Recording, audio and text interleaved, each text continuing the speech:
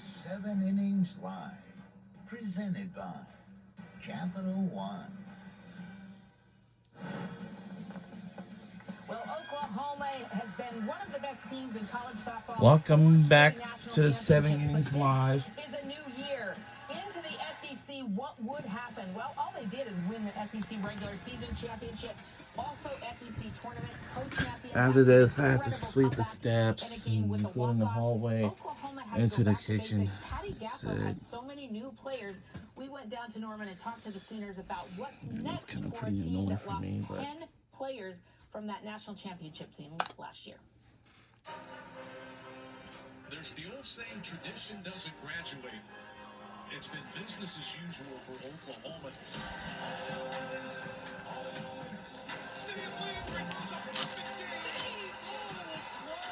Nice play by the freshmen. They just graduated 10 seniors, like the best of the best. We're a completely different team. A lot of new faces, but this team still knows how to win, even in a different conference. This conference is very challenging. Everybody brings their best every weekend.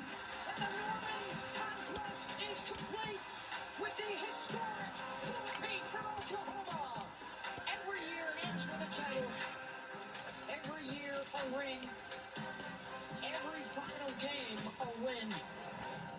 The best is in front of us. The goal is to win another national championship.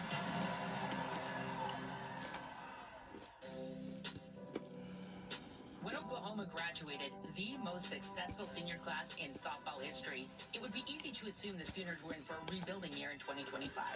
They returned only 28% of their hits and 32% of their runs from 2024. With so many new faces in the lineup and new places to play in the Southeastern Conference, head coach Patty Gasso entered the season focused on the basics. We're a team of 14 new players. This team needs us, and you can feel that, but at the same time, I want them to feel independent, getting out of the nervousness and the anxiety, and we have to defend this program like you don't have to do that. Let's just go. Let's have fun. It was probably one of the first days of practice when you're like, oh wow, this is a lot of new people. We're kind of all learning it together. All of us were pretty much the best on our old teams, and when you kind of bring the best of the best onto this one team, we're all just pushing each other. Two of the key returning veterans for the Sooners are Ella Parker and Cassidy Pickering. Even though they're only sophomores, this duo is dominating the stat sheet and providing a strong example for the newcomers, a mix of freshmen and transfers. Sam Landry, who came from Louisiana, unassuming, very easy breezy style about her, but internally she's a competitor. E1 here, 3-2. Wow. Floats her on a dirty off-speed pitch. This conference is so much fun. Like, you want to play in these games. You want to be in these big moments. Back to the wall, and that's gone. 2-run home run, Gabby Garcia. Gabby Garcia, freshman. It's just been so awesome seeing her grow from the beginning of this year until now. Nellie's our captain. She earned the role. She doesn't look like a freshman, but she has taken on a lot of responsibilities. He comes upfield. Nelly walked it off. The captain doing a little yard work. You always talk about the championship mindset. Do you feel like that has made this team ready for the big stage of the SEC? I do. I think we continue to live by those standards. Blue collar, head down, fight for your position. We feel like, let's go to war.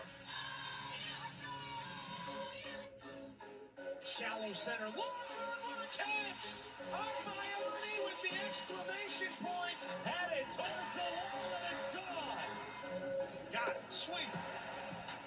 I love this team so much, and they're fun to watch, and the fans are still coming out and selling this stadium out to see these young players try to carry this on.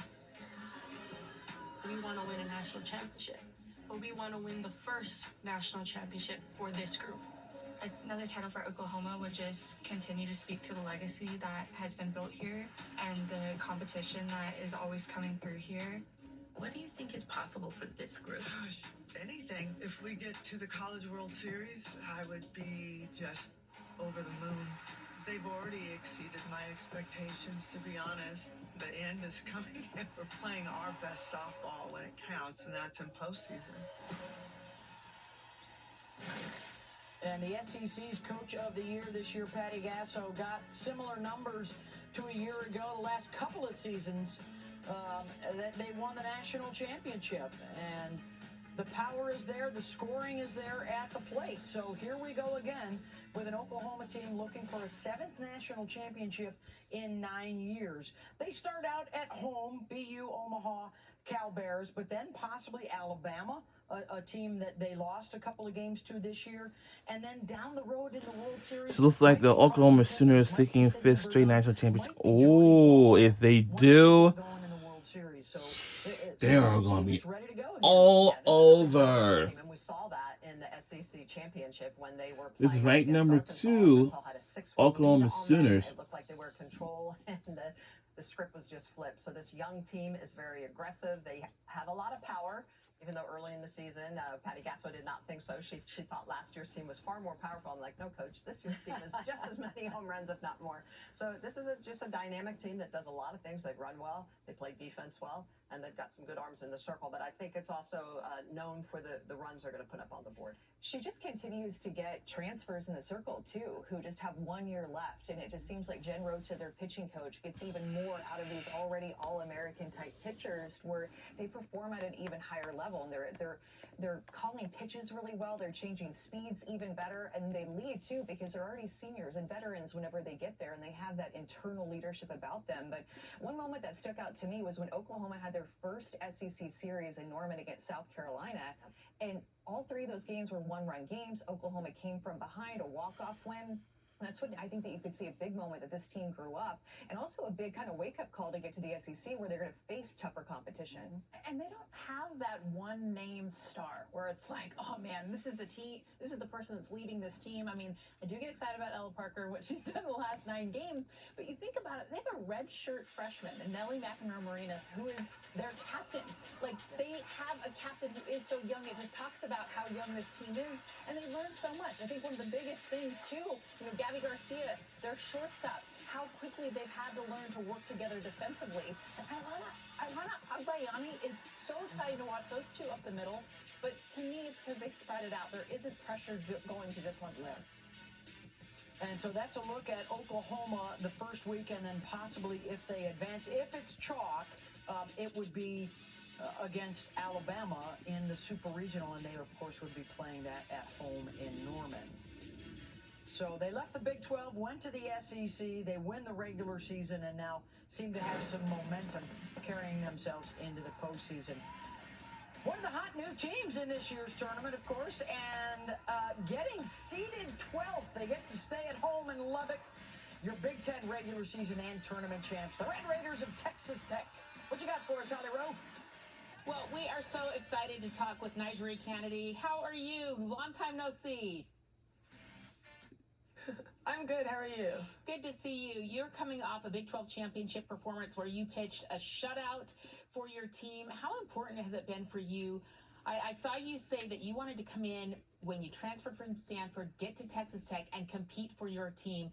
And you've done that, Nigel. What does it mean to you to be a champion as you sit here today? I mean, it's everything. Just to be able to come into a really good team and just be able to win a conference championship. Just it's always been the goal of mine. So I'm happy to finally do it.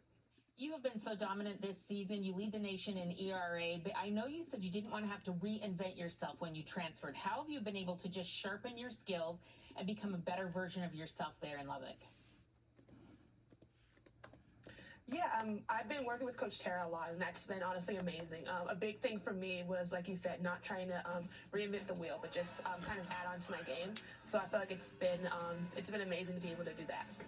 I know you got to play a little bit closer to home. You're from Topeka, and you get to be there in the Big 12. Tell us what we don't know about this team. A lot of people know your name because you've gotten Stanford to the World Series, but if people don't know your teammates on Texas Tech, tell us what we need to know about your team. Yeah, I just feel like we're good.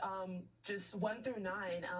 Honestly, I think a lot of other players on this team don't get enough credit either. Maya Davis, I feel like she's one of, or if not the best center fielder in college softball right now. So I definitely feel like she's going to be one to watch. And Victoria Valdez behind the plate is just outstanding too. And then of course we have a lot of new people, but I'm just excited to see just more attention be brought to this team and just people on this team. You know, you have had Women's College World Series experience. What are you saying to your teammates about the postseason and like, okay, here is what it takes. You've been there, you've done that, and now you can pass down some of that knowledge to your teammates.